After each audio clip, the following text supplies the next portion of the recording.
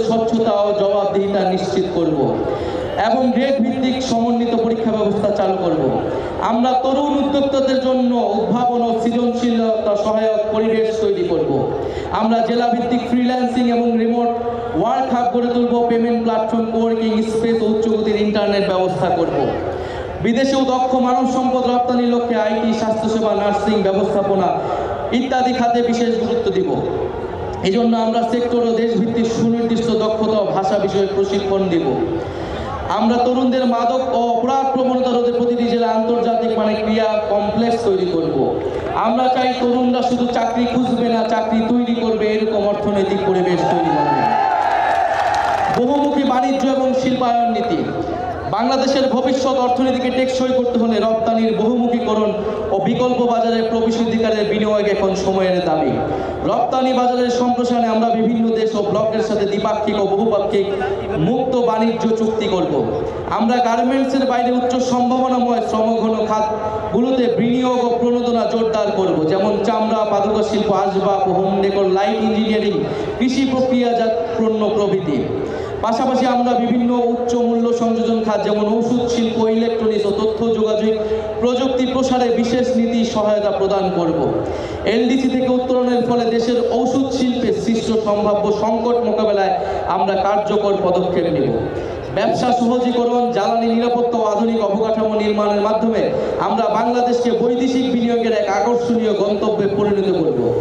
আমরা 50 বছর মেয়াদী শিল্প উন্নয়নের মহাপরিকল্পনা প্রণয়নে শিল্প খাতের বিশিষ্ট ব্যবসায়ী, গবেষক, নীতি নির্ধারণী সমন্বয়ে একটি কমিশন গঠন করব।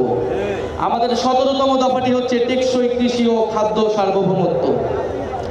আমাদের নতুন বাংলাদেশে কৃষি পণ্যের সরবরাহ ও ন্যায্য মূল্য নিশ্চিত হবে, পাশাপাশি ক্রেতার স্বার্থ সংরক্ষণ করা হবে।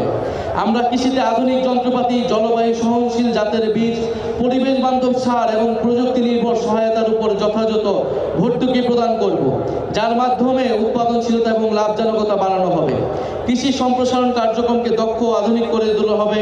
প্রশিক্ষণ এবং মোবাইল ভিত্তিক পরামর্শ সেবা সহজলভ্য করা হবে। আমরা কৃষি উৎপাদন ও সরবরাহ পরিস্থিতি বুঝতে একটি ডায়নামিক জাতীয় ডেটাবেস তৈরি করব। খাদ্যদ্রব্যের দাম স্থিতিশীল রাখতে আমরা টিসিবির মাধ্যমে ন্যায্য মূল্য খাদ্য বিক্রি, বাজার বাফারিং অপারেশন এবং প্রয়োজনীয় আমদাকে কৃষি উৎপাদন পরিস্থিতির সাথে সমন্বয় করে পরিচালনা করব। কৃষি উপকরণে ভেজাল রোধে কঠোর নজরদারি ও জবাবদিহিমূলক লাইসেন্স ব্যবস্থা গড়ে তোলা হবে। বিষমুক্ত এবং পুষ্টিকর খাদ্য উৎপাদন এবং কৃষি প্রক্রিয়াজাতকরণে বিনিয়োগ উৎসাহিত করে কৃষিকে রপ্তানিমুখ এবং টেকসই খাতে রূপান্তর করা হবে। একই সঙ্গে দেশীয় বীজ গবেষণা, সংরক্ষণ, বিতরণ ও সক্ষমতা বৃদ্ধি করে শুধু খাদ্য নিরাপত্তা নয়, খাদ্য সার্বভৌমত্ব নিশ্চিত করাই আমাদের অঙ্গীকার। শ্রমিক, আমাদের 18তম দফাটি হচ্ছে শ্রমিক কৃষকের অধিকার। আমরা বাংলাদেশের প্রাতিষ্ঠানিক, অপ্রাতিষ্ঠানিক, কৃষি, গৃহ, অভিবাসী, পরিবহন ও স্বনিয়োজিত সকল শ্রমিকের স্বীকৃতি ও আইনি সুরক্ষা নিশ্চিত করব। আমরা দিনমজুর, চা শ্রমিক, গৃহকর্মী, নির্মাণ কর্মী, পরিবহন কর্মী সহ সকল নিম্ন আয়ের শ্রমিকের অর্থনৈতিক সুরক্ষা নিশ্চিত করতে অঞ্চল ভিত্তিক আয় সক্ষমতা ও ক্রয় ক্ষমতার নিরিখে একটি সমন্বিত ন্যূনতম মজুরি কাঠামো তৈরি করব। আমরা শ্রমিকদের সামাজিক সুরক্ষা, আইনি সুরক্ষা ও পরিবেশ জলবায়ু পরিবর্তনজনিত প্রভাব থেকে রক্ষা করব। আমরা শ্রমিকদের জীবন ও জীবিকার সামগ্রিক সুরক্ষার জন্য স্থায়ী শ্রম কমিশন গঠন করব। আমাদের লক্ষ্য প্রতিটি কৃষকের জন্য মর্যাদাপূর্ণ, নিরাপদ ও লাভজনক জীবিকা নিশ্চিত করা। কৃষকের কৃষি পণ্যের ন্যায্য মূল্য নিশ্চিত করতে আমরা হিমাগার, সরাসরি বিক্রয় কেন্দ্র, পরিবহন সেবা সম্প্রসারণ করে মধ্যস্বত্বভোগীদের প্রভাব কমানোর চেষ্টা করব। আমরা এরিয়া ইয়েল্ড ইন্ডেক্স ভিত্তিক কৃষি বীমা চালু করে কৃষকদের উৎপাদন ঝুঁকি হ্রাস করব। আমাদের 19তম দফাটি হচ্ছে জাতীয় সম্পদ ব্যবস্থাপনা। আমরা জাতীয় প্রাকৃতিক সম্পদের উপর জনগণের সার্বভৌম মালিকানা প্রতিষ্ঠা করব। প্রাকৃতিক সম্পদ অনুসন্ধান আহরণে আমরা দেশীয় সক্ষমতা বৃদ্ধি করব। আমাদের নীতিমালায় প্রাকৃতিক সম্পদ ব্যবহার হবে বর্তমান ও ভবিষ্যৎ প্রজন্মের চাহিদার সমন্বয় করে। এছাড়া প্রাকৃতিক সম্পদে স্থানীয় জনগণের ন্যায্য হিস্সা নিশ্চিত করা হবে। আমরা বেপরোয়া অবৈধভাবে কয়লা, গ্যাস, পাথর ও খনিজ সম্পদের অনুসন্ধান ও নিঃসরণ নিয়ন্ত্রণ কমাবো। এবং সকল প্রাকৃতিক সম্পদ উত্তোলনে জাতীয় স্বার্থের সুরক্ষার ভিত্তিতে আন্তর্জাতিক চুক্তি পুনর্বিন্যাস করব। সমুদ্র সীমা ও এক্সক্লুসিভ ইকোনমিক জোনে মৎস্য ও খনিজ সম্পদের টেকসই ব্যবহার নিশ্চিত করতে আধুনিক প্রযুক্তির প্রসার ঘটাবো। আমাদের 20তম দফাটি হচ্ছে নগরায়ন, পরিবহন ও আবাসন পরিকল্পনা। অপরিকল্পিত নগরায়নের ফলে আমাদের শহরগুলো বসবাসের অযোগ্য হয়ে গিয়েছে। আমরা রাজধানী সহ শহরগুলোতে নদী ও খাল কেন্দ্রিক নগর ব্যবস্থাপনা এবং সমন্বিত উচ্চগতির গণপরিবহনমুখী ও নিরাপদ যাতায়াত ব্যবস্থা গড়ে তুলব। বায়ু দূষণ মোকাবেলা, সুপেয় পানির সুব্যবস্থা, বর্জ্য ব্যবস্থাপনার আধুনিকায়ন, খাল দখলকৃত জমি উদ্ধার ও জনপরিসর তৈরি করব।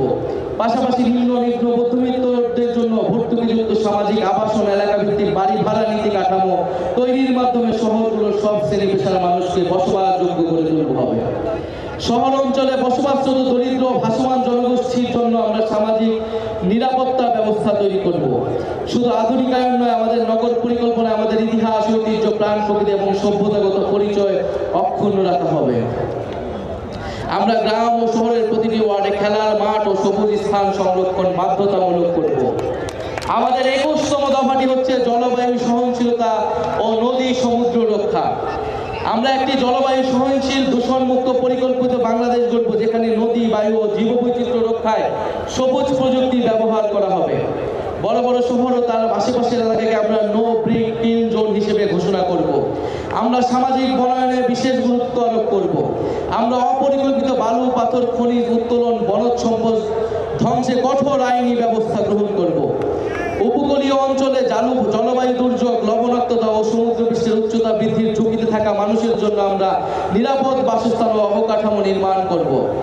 নবায়নযোগ্য জ্বালানির উৎপাদন বা ব্যবহার বাড়িয়ে জ্বালানি নিরাপত্তা ও পরিবেশ সংরক্ষণ